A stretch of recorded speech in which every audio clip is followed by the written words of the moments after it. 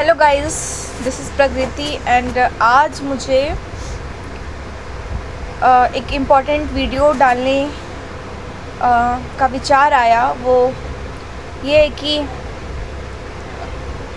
इस वीडियो के तहत हम सीखेंगे 10 कुछ ऐसे वोकैबुलरी जो बहुत मस्ट है आपको जानना अगर आप कॉर्पोरेट सेक्टर में काम कर रहे हो या अभी अभी ज्वाइन किए हो या ज्वाइन करने वाले हो। अगर आप नहीं चाहते हो कि छोटे छोटे मिस्टेक के कारण आपकी ऑफिस में आपको अंडर एस्टिमेट किया जाए या इंसल्ट किया जाए या फिर आपको किसी तरह की दिक्कत ना हो, आप फ्लेक्सिबली काम करो, चीज़ों को समझो, इसलिए पहले से ये वोकैबुलरी रेडी रखो सो दैट तुम अपने कंपनी के दौरान जब काम कर रहे हो तो इफ़िशिएंटली कर पाओ। Because these things which I am going to explain no one will tell you, because me myself have joined a company and कोई नहीं बताया था मुझे कि ये सारे वोकैबुलरी पढ़ने होता है। मैंने खुद से जब ऑब्ज़र्व किया कि चीज़ें मुझे समझ नहीं आ रही है, जब मेरे मैनेजर मुझे कह रहे ये करो, SOP पढ़ो, प्रोटोकॉल फॉलो करो, एक्सेट्रा एक्सेट्रा, कुछ समझ ही नहीं आता था कि वो जो वर्ड बोल रहे हैं SOP उसका मतलब क्या होता है, यही नहीं पता चलता था मुझे। फिर मैंने अपने दिमाग से जेमिनाई को प्रमोट दे के एक PDF क्रिएट किया जिसमें मैंने उनसे पूछा कि 10 कॉर्पोरेट टर्म्स बताइए इम्पॉर्टेंट। तो यहाँ पे ये कॉर्पोरेट टर्म्स है जो एक्सट्रीमली इम्पॉर्टेंट है guys. It will help you extremely, मतलब it will help you if you are joining corporate. और एक और चीज़ बताऊँ तो ये जो टर्म्स मैं बताने वाली हूँ ना, ये काफ़ी प्रोडक्टिव टर्म्स है। This is also helpful if you are a student and use to apply these terms in your study. Okay, so let's start with me. Let's learn with me and you will really love this video. First word is SOP, that is Standard Operating Procedure. You can see here Standard Operating Procedure is called SOP.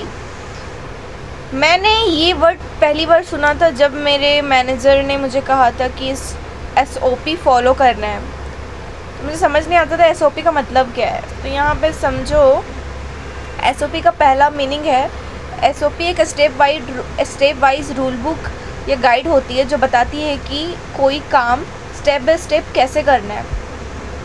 आप पढ़ाई भी करते हो, आप history complete कर रहे हो तो कैसे करना है, पहला चैप्टर का पहला टॉपिक पढ़ना है, देन वो स्टेप बाय स्टेप एक प्रोसीजर लिखा हुआ होता है कहीं, उसे SOP कहते हैं। दूसरा पॉइंट जो SOP के बारे में समझना है, why this term use in offices, because her employees के अलग अलग तरीके से काम करेगा तो मिस्टेक होने के चांसेस बढ़ेंगे। तो सभी को एक समान रूप से काम करें, इसलिए SOP बनाया गया ताकि एक बैलेंस, सेंस ऑफ हारमोनी बना रहे। नेक्स्ट, रियल लाइफ एग्जांपल से अगर कनेक्ट करें तो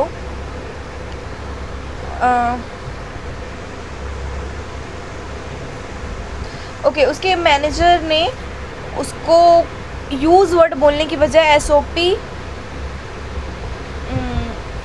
ओके ठीक है, रियल लाइफ एग्जांपल समझो। SOP का ये रियल लाइफ एग्जांपल है कि अगर आपके जो बॉस है आपको कोई काम करने को दिया है कि ये प्रोजेक्ट करना है और ये PDF में प्रोजेक्ट किस SOP लिखा है, तो वो SOP में जो PDF दे रहा है ना, इसका मतलब वो स्टेप बाय स्टेप काम करने का तरीका है।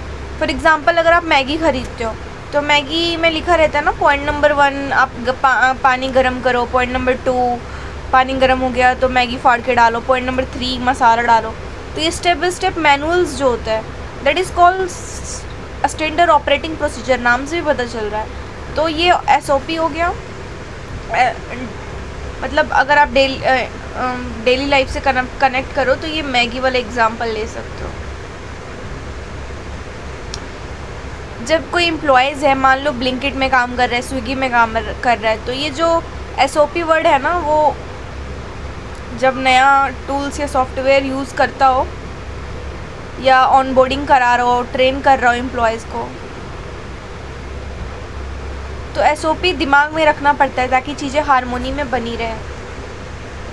अगर आप इंटरव्यू में पूछा जा रहा है आपको व्हाट इज़ SOP, तो you can give the definition this one. And also SOP is a set of step by step written instruction that helps employees perform routine operation smoothly and correctly.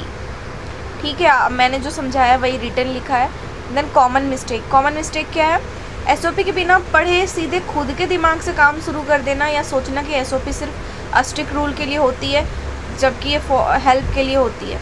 तो ठीक है, आप ये मत समझना SOP something कोई कड़ा संविधान है जिसको फॉलो करना है, नहीं।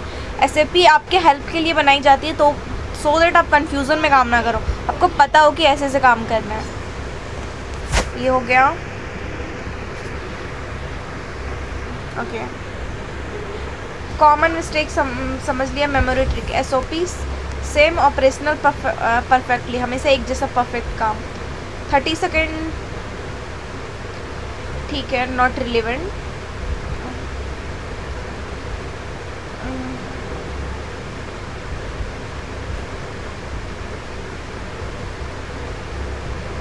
ठीक है, next word is SLA, that is service legal agreement. ये क्या होता है?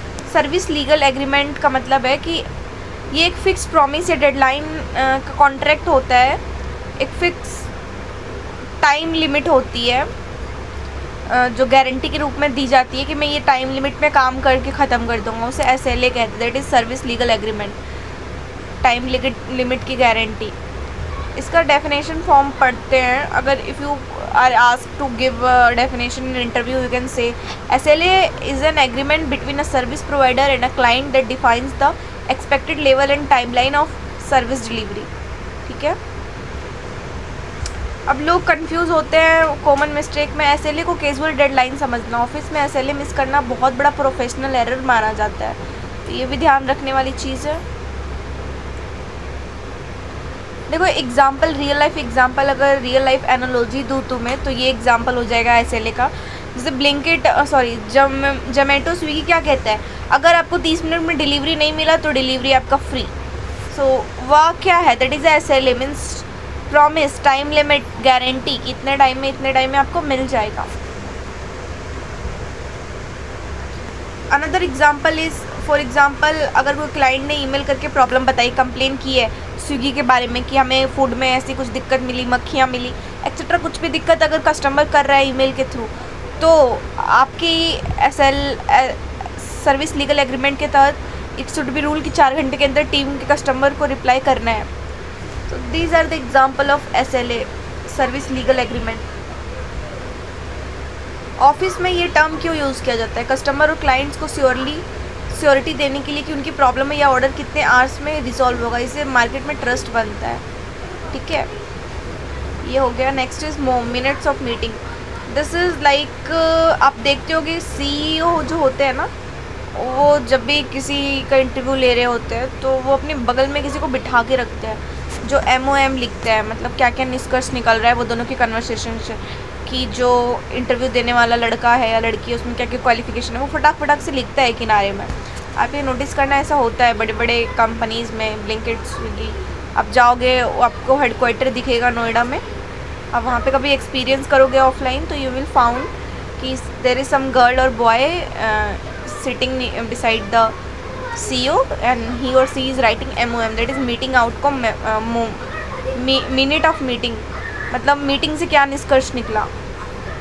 फॉर एग्ज़ाम्पल रियल लाइफ से समझो कि जैसे क्रिकेट मैच चलने के बाद जो बटन पर स्कोर कार्ड और हाईलाइट दिखते हैं ना, वो पूरे मैच की MOM जैसी होती है।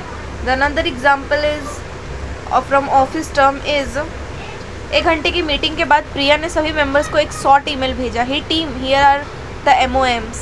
First, Rahul will design graphic by Wednesday and Neha will write content. 2 things. So this is 2 examples of minutes of meeting. Next, why used in offices? Meeting में बहुत सारी बातें होती है, लोग चीज़ें भूल सकते हैं या बाद में डिनाई कर सकते हैं। सो MOM एक रिटन डॉक्यूमेंट रहता है जिसे सभी को ऑफिशियल रिकॉर्ड मिलता है और ये चीज़ें कंपनी हारमोनी से रन करती है। So this is a positive word, although all are positive word. Minute of meeting, ठीक है। When employees hear it, clients call या टीम मीटिंग के एंड में मैनेजर कहता है, Rahul can you please take down the MOM and circulate it to everyone. ठीक है, यहाँ से भी आप समझ सकते हो मिनट ऑफ मीटिंग MOM का क्या आइडिया है। कॉमन मिस्टेक, पूरी स्टोरी या एग्जैक्ट डायलॉग लिखना होगा। MOM हमेशा शॉर्ट, क्लियर और बुलेट पॉइंट्स और होनी चाहिए। मीटिंग तो 1 घंटे की थी, पर किसको क्या काम करना है या कैसे याद रहेगा। यहाँ काम आता है यानी minutes of meeting, line by line कहानी है, नहीं बस 3 चीज़ें। Okay okay okay okay okay, बस आपको यही याद रखनी है मिनट्स ऑफ मीटिंग का मतलब कि मीटिंग से क्या निष्कर्ष निकला, that's it, official record. Next is KPI, key performance indicator. This is कि आपने कितना हार्डवर्क किया है extra, that is called indirectly key performance indicator KPI in a company. Simple meaning KPI एक मिजरेबल टारगेट या स्कोर कार्ड होता है जो बताता है कि आपका काम कितना अच्छा या बुरा रहा। Why used in offices, companies ये चेक करने के लिए KPI यूज़ करती है कि एम्प्लॉयज़ अपना रोल सही से निभा रहा है या नहीं, और उसी के अप्रेजल बोनस मिलता है। Next real life example, Rohan एक सेल्स एम्प्लॉय है, उसका मंथली KPI टारगेट हर महीने कम से कम 15 नई आइडियल्स